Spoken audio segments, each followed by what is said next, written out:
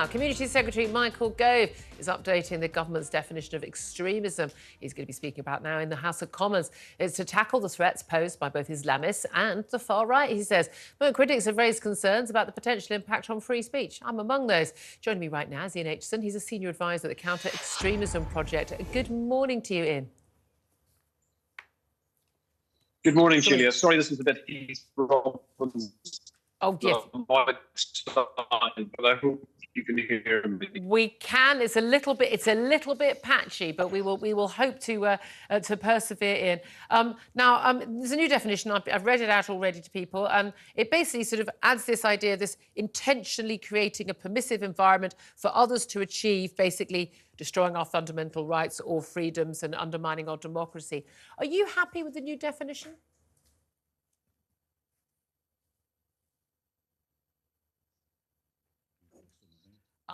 Yes, I think we have lost him. I think he's frozen. Otherwise, that's a very long pause before answering a question. Exactly. I was warned in advance that, unfortunately, his line was not very good. Although, frustratingly, he's only in central London. I bet if we had a line to Ukraine, it'd be absolutely fine. It'd be perfect. Well, I recognise where he's sitting. I should probably introduce you. I'm sitting next to you. Philippine Grimm, if you've just tuned in, is also with us. We'll do our best to try and get Ian back up, but I'm afraid it's going to fall back to you, I'm afraid, as a former senior military intelligence officer, Philippine Grimm, to talk more about this, because we say this is not a criminal definition, is it? This isn't about someone being sent to jail or being a prescribed organisation like Hamas or ISIS or Al-Qaeda if you are under this definition. What does it mean? Well, from what I understand, Michael Gove hasn't made his full statement yet, and we haven't seen the criteria. Well, we had an announcement from them under embargo. From what I understand, it's all about just getting government funding, and therefore it'll be wider support. And I'd almost define it as putting different groupings on a bit of a warning. And I like definitions, because definitions bring the different groups that have to make the decisions as to whether people fall into these criteria together to debate it. And where you debate things, you can then iron out where there are the cracks that things could fall through. Okay, but what's the point of it? Because, look, we understand why you have a prescribed terrorist organisation. Basically, you're not allowed to be a member of an organisation that is basically, calling for the destruction of a democracy and funding organisations like Al-Qaeda, and ISIS and Hamas, who are murderers. They are. That's what they are. Okay, so I understand that, but I also feel very strongly, and I've always felt this, even as a local paper journalist in East End, and there was a BNP councillor, do you cover this at all or not?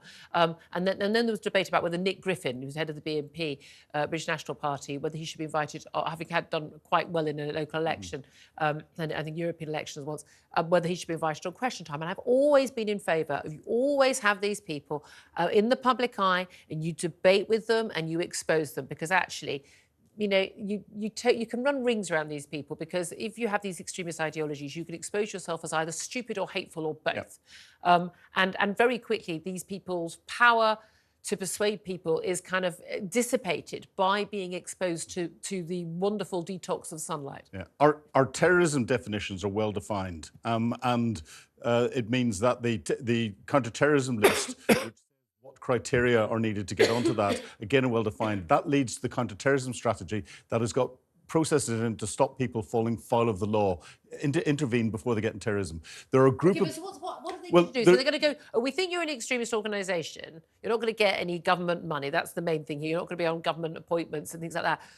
But are they actually going to... Is this going to be part of, say, the prevent strategy? Well, I think you people need to... We need to look at you, we need to take you into, I don't know, re-education. Yeah, I think and would hope it would lead to that, because there's an increasing number of groups out there that don't fall into the definition of terrorism, but are disrupting, our fundamental rights and freedoms within society. And I'm going to use Just Stop Oil here. I don't know whether they're going to be on the list or not, but if you look at them blocking roads, stopping ambulances... It's not terrorism. But people are... Bloody irritating. Well, it's more than irritating. If you're the patient in the back of an ambulance, you can't get to hospital and you die because of it, that is undermining their fundamental freedom right of life. I think there's a very big difference between people who are literally trying to end our democracy and our freedoms, with a Islamist caliphate or whatever, as opposed to people who are stopping people driving on the M25, as annoying in the criminal. One's on a terrorist list, and the other is making sure that our taxpayers' money isn't going to go to their organisations. Okay, right. Well, look, I think we've got Ian Acheson back on the line, senior advisor at the Counter-Extremism Project. Fingers crossed this is a better line. We actually get to hear you, Ian. But okay, just what do you make of this new definition? Yeah. Well, thank you. I hope you can hear me now. I was interested that you've got my good friend Philip in the studio. Philip and I are both from Northern Ireland, a place where sectarian politics poisoned the discourse to such an extent that 3,500 people were murdered. So I do welcome this approach by government. I think it needs to be very carefully calibrated and extended. And the Secretary of State, I think, later on in Parliament is going to give more detail about the group of experts that's going to be assembled, who are going to be able to look at people and organisations certainly, people maybe after that, who do cross the threshold into this new definition of extremism. It has to be proportionate. It has to protect free speech. I actually don't think that there's going to be a massive problem with this. I was very interested to hear the professional classes this morning coming out and decrying what Gove is trying to do. I think ordinary people that have looked at events on the ground and on the streets and in their neighbourhoods since the 7th of October are absolutely horrified by how our civil discourse has been poisoned. And that's the word the Prime Minister used, by hateful, violent and intolerant behaviour that could very easily mobilise people into violent extremism. So I think, we've got a definition that's 9 years old of extremism that came with the prevent stream of our counterintelligence strategy. William Shawcross reviewed the prevent strategy last year, and he found, and I think this is still absolutely amazing, that there were organisations the Home Office was funding whose position was completely antithetical to prevent as a concept, who they were funding to then try to undermine the concept. That's completely intolerable. Yeah. We can't have government but that's just kind of an incompetence. That's an incompetence of government. It's like government policy on the trans issue, and then ridiculous sums of money are being paid by loads of different government-funded projects towards Stonewall, including by government departments as well. Right. But here's the thing: I am one of those professional classes who has raised concerns. I want the government to deal with extremism. Here's the thing. I don't think this does deal with extremism. Yeah. What people want, who would say they welcome this, is they'll go, oh, great, this is going to be these organisations. Great, we're going to get rid of these organisations. These people are going to be in prison. No, they're just not going to get any money. That should be a bare minimum. I'm thinking that could happen without this definition, by the way. But what people want is the extremism we see on our streets, the stuff we see online, hate preachers in mosques or at universities and things. We actually want to see them arrested and stopped. I mean, we were told a week ago, I think the news was a hate preacher is going to be banned from coming to Britain. Really? What? No one thought of that before? I mean, come on. Yeah. I mean, this is, you clearly have identified a kind of Achilles heel in this argument. And that is the government has been, supine in this area. In 2021, the Commission for Countering Extremism came up with some proposals to actually criminalise the glorification of terrorism and make that criminal offence, wider in terms of scooping in people who were behaving in a way that was definitely, a lot of people would find as criminal behaviour. That never happened. But when I talk about professional classes, with the honourable exception of you, Julia, what I'm talking about is people who've come on. People who've come on and they're basically come on the air saying, this is the slippery slope into fascism. I mean, that is ludicrous, really. There is a process that has been will be described further. It's going to be set up that refers to or will refer in people or organisations who the government believe have crossed the line in terms of the new definition of extremism. Those people will be put through that process. And the only thing that will happen to them, which I suppose speaks to your point about what's the point, is that they will then be denied a platform from government and funding from government, which people should have expected was the case already. But it isn't. We're on the back foot in relation to a lot of this behaviour. We've got appalling increases in intimidation and violence towards Jewish people, and not far behind intimidation towards Muslim people. So we've got to be seen, government's got to be seen to do something. Whether or not this is a golden bullet is up for debate, and it probably isn't, because what we actually need is, along with this strategy, which I still believe is worthwhile, and it's a worthwhile signal to people that there are red lines here, and the government is going to get over this institutional timidity that seems to have characterised the debate, particularly around Islamist extremism, I have to say, where it feels like government isn't using existing laws. Now, I've said this consistently since the pro-Palestinian parade started.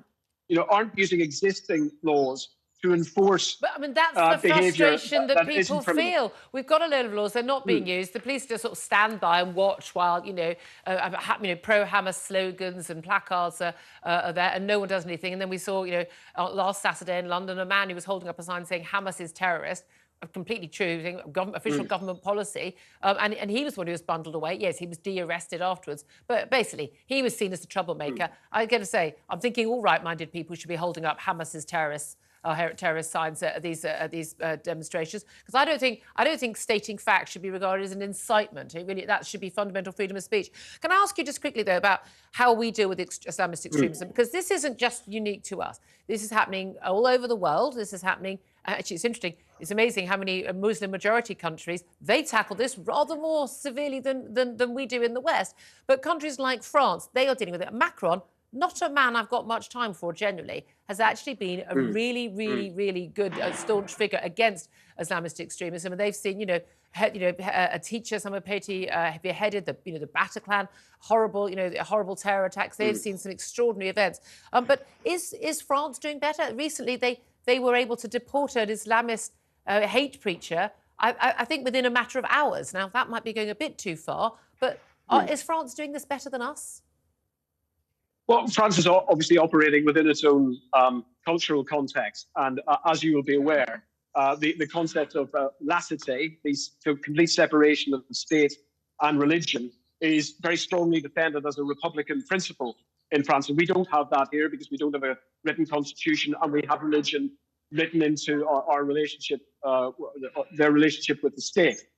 So I think they've got a better space to operate in there. And, France has certainly got huge societal problems with the integration of people. So, I would still defend what Michael Gove is trying to do this morning as a small step along the way to kind of reset this debate and say, actually, our tolerance for the intolerant has been stretched to beyond breaking point. Okay, thank you, Ian. Your general point simply in this needs a whole of society response, not just a government initiative. Yeah, we've always been told that, but we're not allowed to do anything, only the police are. But there we are.